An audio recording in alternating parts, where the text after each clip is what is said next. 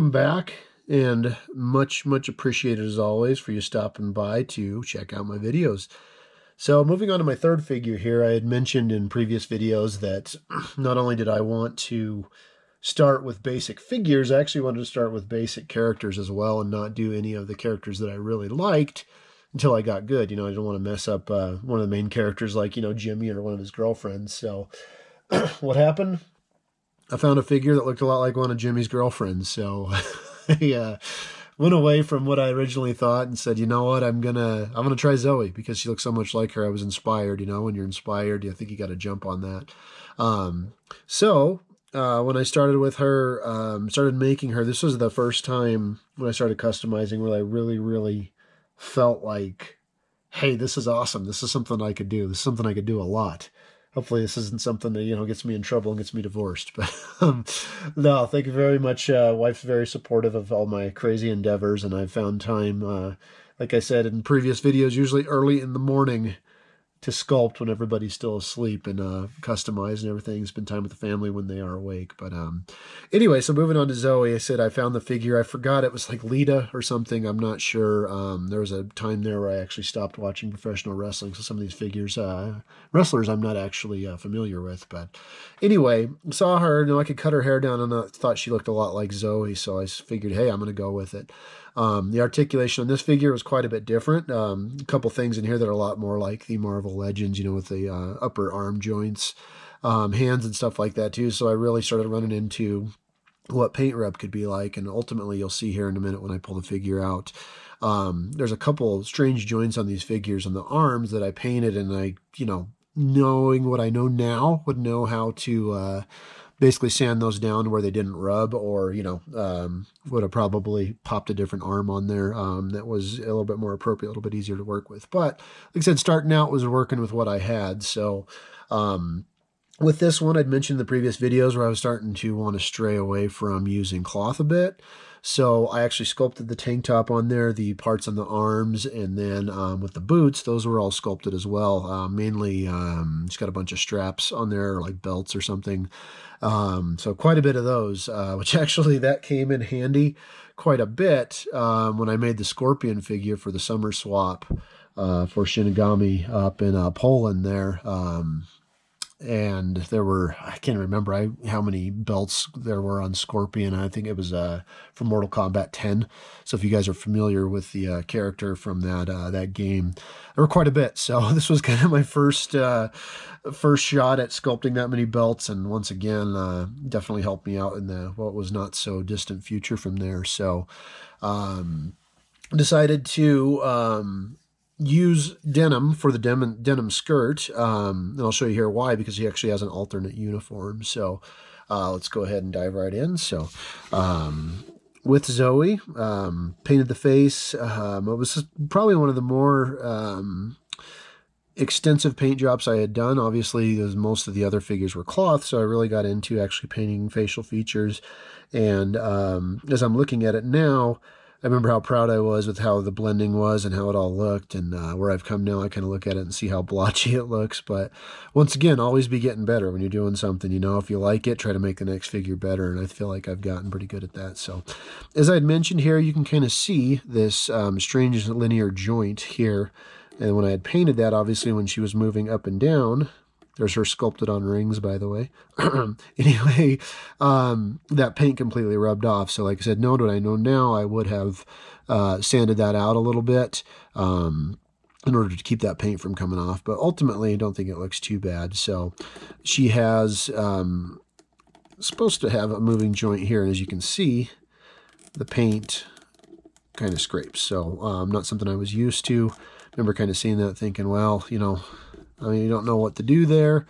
And so I had watched a few more videos about like heating the figure up and actually popping this off, hollowing out the joint, and then putting it back together to make sure it didn't rub anymore. But ultimately, she's mainly on display and was a learning figure as well. But same thing on the right arm. Once again, sculpted on rings. And then just basically your general up and down on the elbow joint. There's no twisting or turning there. It's just basically just the one joint. And then the actual hand joints go up and down as well. So if you can kind of see, definitely some paint loss, a little bit of paint kind of gumming up. Stuff that I was, figuring out as I was going, but I was still, and am still, very proud of this figure, very happy with how she turned out. Going to have your up and down, as we saw earlier, back and forth with your arms. The head pretty much is left and right. We've got a little bit of up and down. It's a little bit more than what we had with the Prefect and Zach Owens. As far as the legs go, once again, you just have your up and down, as well as a bending at the knee joint, and then up and down with the foot as well. No left and right on any of these joints, are all just pretty much straightforward. So a little bit more close-up shot of the boots in the sculpting that I did on those. And then, as I had mentioned, she has an alternate skirt. One thing I forgot to mention too, now that I'm actually looking at the skirt, she does swivel at the waist as well. So can allow for some different poses. But when you have that much articulation up top and not much down below, they have a tendency to want to fall over. So also too, her little cherry tattoo, if you can see that on her left hip. I liked how that turned out. It was kind of hard to do. Once again, talked about doing small detail. It's almost about the size you would as an eye, paint an eye. So just use Velcro on the skirt here. And she just has her tights on, as you can see. And unlike the other figures, I actually painted the parts that you don't usually see. So not totally necessary, but, kind of one of those OCD things. Make sure that you did the figure and painted it the best you possibly could. Looking at her here, it almost looks as though she may have a swivel joint right here, but she actually does not. It's just basically the sculpted on wrestling trunks that the previous figure had. So, spoiler alert, if you have not played Bully, mute your video now. But basically, Zoe was kicked out of school because of one of the teachers who was kind of a perv, and, they believed him over her. And so, ultimately, at the end of the game, she's the last girlfriend you get with Jimmy. You figure out how to, get revenge on that teacher, get his ass fired, and then Zoe gets reinstated in school. So what I wanted to do, what was really cool about her, is most of the characters, other than Halloween and, wintertime when the seasons change, they have the same outfit. Well, Zoe, once she gets back into school, she gets a school uniform. So what I did was got her plaid skirt. And in order to get 100% completion on the game, you have to wait till the end to get Zoe's picture for the yearbook when she's actually a student again. So pretty straightforward with this skirt. Once again with Velcro. It just goes right on.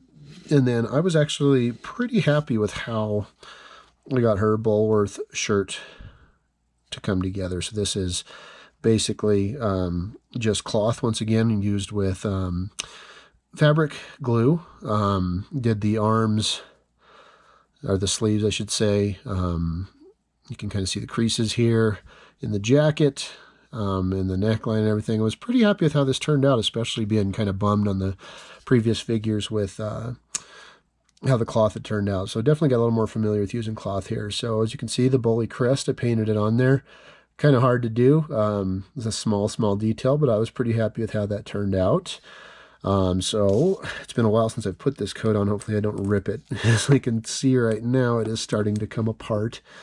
But we'll see if I can get it on her here without destroying it. If I cannot, hopefully you all got the gist of things just by kind of looking at it. So, we're having some technical difficulties here. Okay. All right, well,